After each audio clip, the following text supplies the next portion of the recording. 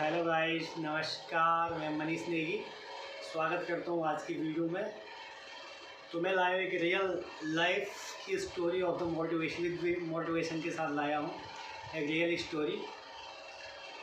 तो कभी एक बात आपसे पूछना चाहूँगा कि कभी पूछा है, कभी सक्सेसफुल इंसान से पूछा है कि तुमने कि इतने सक्सेस कैसे हो गए? कभी वो बोलेगा कि मैं मेहनत बहुत करता हूँ यार, इसलिए सक्सेस हूँ।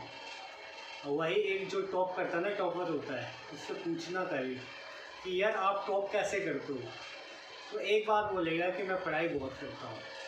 एक सक्सेसफुल इंसान कभी अपना सीक्रेट नहीं बताता है कि वो इतना सक्सेस क्यों है। और एक टॉपर कभी ये नहीं बताएगा कि वो कौन से नोट तैयार करता है टॉप करने के लिए। बस वो इतना बताता है कि मैं पढ़ाई करता हूँ, है ना। और वहीं अपोजिट अगर एक फेलियर से पूछा जाए कि वो लाइफ में फेल क्या हुआ, क्यों हुआ है, तो वो हर चीज़ को बारीकी से बताता है कि यार वो गलतियाँ कभी मत करना जो मैंने लाइफ में की है। तो मैं स्वागत करता हूँ सारे स्ट्रगलर का, जो अभी अपने लाइफ में स्ट्रगल कर रहे हैं, संघर्ष कर रहे हैं। उनका स्वागत है मेरी वीडियो में। तो उनके लिए लाता हूँ मैं बेहतरीन सी लाइफ चेंजिंग स्टोरी। तो एक लाइफ चेंजिंग स्टोरी आज भी लाया हूँ, एक रियल लाइफ पे बेस पे है। तो इसकी स्टोरी की शुरुआत होती है एक शेफ़ से, जो कि एक माना गया शेफ़ था। तो मेरा एक दिल्ली तमन्ना थी कि मैं उनके साथ काम करूँगा। तो एक रेस्टोरेंट को ओपनिंग में मुझे मौका मिला उनके साथ काम करने का, जो कि अब बहुत वंडरफुल एक्सपीरियंस था मेरी लाइफ का। मैंने उनसे बहुत कुछ सीखा लाइफ में। यहाँ तक कि मैं मानता हूँ ना, उनके जैसा शेफ़ मैंने लाइफ में देखा नहीं, क्योंकि वो वाकई में अच्छे थे और अच्छे हैं। फिर एक दो जब नई ओपनिंग हुई रेस्टोरेंट की, तो मैंने सुना था उनके बारे में कि वो जो खाना बनाते हैं उनमें बिल्कुल डिलीशियस होता है, टेस्टी होता है, बहुत ज़्यादा बेहतरीन। मतलब उनका जो गेस्ट एक बार खा के चले जाए तो कंटिन्यू उस रेस्टोरेंट में आता है, ये उनकी खासियत थी। तो उनके साथ काम करते करते मुझे बहुत टाइम हो गया था, 2-3 महीने हो गया था। फिर मैंने अनुभव किया कि यार जितना शेफ़ साहब का टैलेंट है ना, शेफ़ सर का टैलेंट है, उस हिसाब से उन्होंने ग्रोथ नहीं की। तो मैं कहीं ना कहीं वो वीक पॉइंट ढूंढ रहा था, इनका रीज़न क्या है कि इन्होंने इतनी ग्रोथ क्यों नहीं की। जब इतना अच्छा टैलेंट है तो इन्होंने ग्रोथ क्यों नहीं की। तो मैंने पूछा भी कई बार, तो इन्होंने ऐसे ही इग्नोर कर दिया या बताना नहीं चाहा। हो सके कुछ सीक्रेट कोई नहीं बताता है।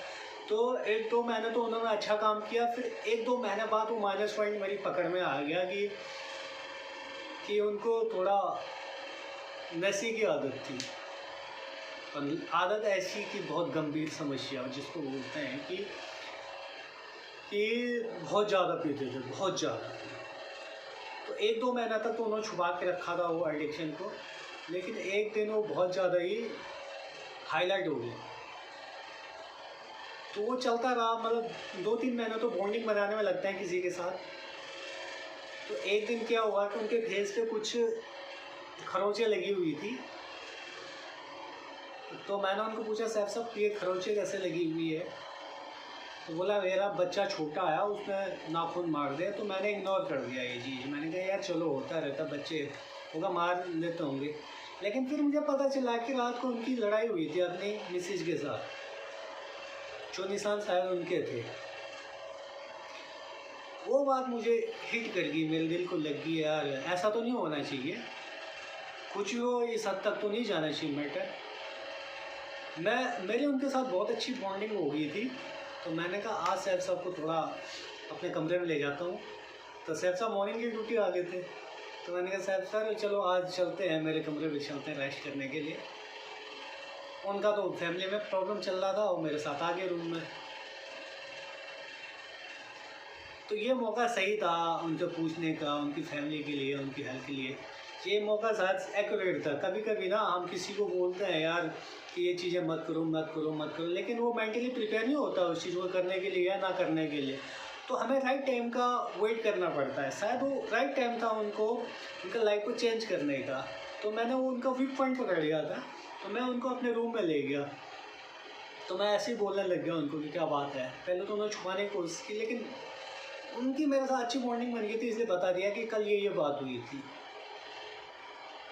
तो सीरियसली मैंने उनकी एक बात पूछी, सर साहब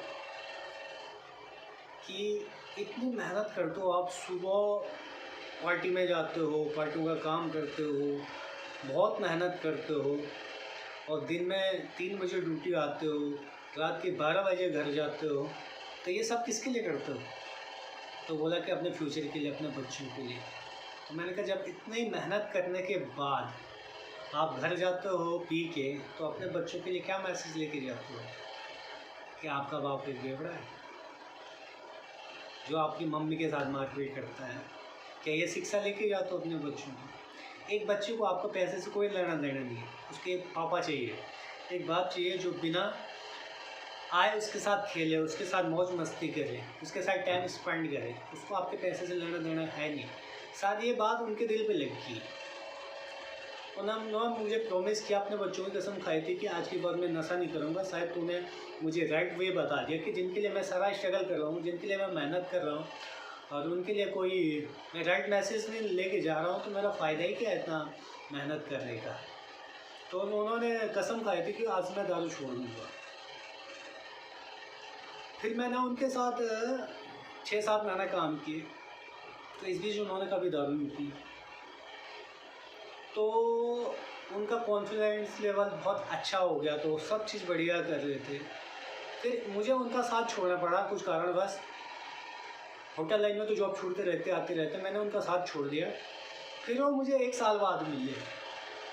अब देखो लाइफ का गेम, देखो क्या होता है कि 1 साल बाद मिले। फिर मैंने सुना कि उन्होंने फिर से पीना चालू कर दिया। फिर मैंने उन्हें बिठाया और पूछा कि क्या कारण है कि फिर आपने ये पीना चालू कर दिया, नशा फिर से चालू कर दिया? तो उन्होंने मुझे बहुत एक दिल को छूने वाली बात बताई कि यार, कि जो मैं 1 साल बिना नशे की ज़िंदगी जिया हूँ ना, शायद मैं ज़िंदगी वही जिया हूँ। इसके अलावा मुझे पता नहीं कि मैंने ज़िंदगी कैसे जी, क्या जी, लेकिन जो वो 1 साल तूने मुझे मेरी लाइफ के चेंज किए ना, शायद मेरी ज़िंदगी के सबसे हसीन पल थे मेरी फैमिली के और मेरे। मैंने कहा फिर आपने चालू क्यों किया? बोले दुनिया समाज में मेरी संगत उन लोगों से कनेक्शन है कि जिनकी वजह से मेरा काम चलता है। उन लोगों के लिए मुझे दोबारा पीना पड़ा, नहीं तो मैं शायद नशे की वजह से नहीं मरता, लेकिन मैं रोजी रोटी छूटने की वजह से मर जाता। फिर उसने रिलाइज हुआ यार मैं भी तो नहीं पीता हूँ, लेकिन है ना कि जैसे आप होते हो वैसे आपकी संगत जुड़ती जाती है ना। तो उस दिन मैं उनको तो सुधार नहीं पाया, लेकिन मैंने उस दिन एक शिक्षा ली कि यार चलो कोई बात नहीं, मैंने इनको 1 साल दे दिया, इनकी ज़िंदगी के 1 साल जीने के लिए। जो ये बोल रहे कि जिया हूँ मैं 1 साल, मैं इनके लिए तो कुछ नहीं कर पाया, लेकिन जो मेरी आने वाली जनरेशन है मैं उनके लिए कुछ ना कुछ तो कर सकता हूँ। वो तो इस फील्ड में नहीं है ना अभी। तो मैंने ट्रेन करना शुरू किया, अपने गाँव के बच्चों को लाया, उनको बताया। तो जब भी गाँव जाता हूँ मैं छोटे छोटे बच्चों के बीच में रहता हूँ, और वो सही बताऊँ को निस्वार्थ सेवा होते हैं, और उसमें इतनी मतलब अच्छी फील आती है ना कि दुनिया की सबसे बेहतरीन फील। आप ही करके देखिए। तो जितने फैमिली मेम्बर है, जितनी अगर मेरी वीडियो आप तक पहुंचती है, तो आपसे रिक्वेस्ट है हाथ जोड़ के कि आपने बच्चों को 2 आदत लगाई है। पहली आदत योगा करवाए उनसे, और दूसरी एक्सरसाइज करवाए जो उनके शरीर के अकॉर्डिंग कैपेबल हो, जिसमें वो कैपेबल हो कि जितनी वो एक्सरसाइज कर सकते हैं। इससे ये होगा कि जैसे जैसे उनकी एज बढ़ेगी ना, तो जब वो योगा और उसका सहारा लेंगे, एक्सरसाइज का सहारा लेंगे, तो अपने आप बैड हैबिटें उनकी छूटती चली जाती है। क्योंकि योगा में एक ऐसी पावर है ना जो आदमी को समय से पहले मैच्योर बना देती है। उसको समझ में आने लगता है कि क्या मेरे लिए सही है और क्या मेरे लिए गलत है। वही एक्सरसाइज को लेके है कि जो बंदा एक्सरसाइज करता होगा उसको पता है कि मुझे सुबह एक्सरसाइज करनी है, तो नशे की संगत से दूर रहता है। Thank you so much. अगर आप तक मेरी बात पहुंचती है, आप तक मेरी आवाज़ पहुंचती है, और ये एक भी बंदे की लाइफ में चेंजिंग लाता है ना, तो ये मेरे लिए बहुत बड़ी अचीवमेंट होगी। Thank you so much guys. ऐसे ही सपोर्ट करते रहे अपने भाई को।